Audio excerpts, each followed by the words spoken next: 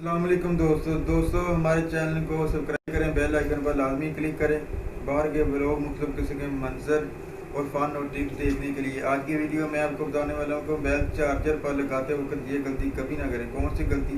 कि जब भी आप चार्जर को स्विच पर लगाएं तो बटन पहले ऑफ रखें, यानी कि ऑन ना करें। अगर आप ऑन रखेंगे तो चार्जर में जो चिंगारियाँ सी नमूदार होती हैं, इससे आपको बहुत ज़्यादा नुकसान हो सकता है।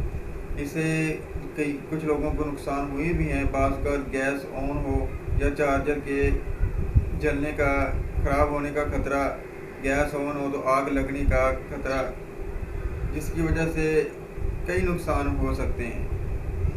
बटन ऑफ रखें, फिर चार्जर पर लगाएं, फिर बटन ऑन करें मोबाइल को, फिर बाद में चार्जर पर लगाएं। तो हमारी नई वीडियो, पहली वीडियो देखने के लिए चैनल को सब्सक्राइब करें और बेल आइकन पर लाजमी क्लिक करके अपर करें। मिलेंगे इंशाल्लाह नेक्स्ट बार।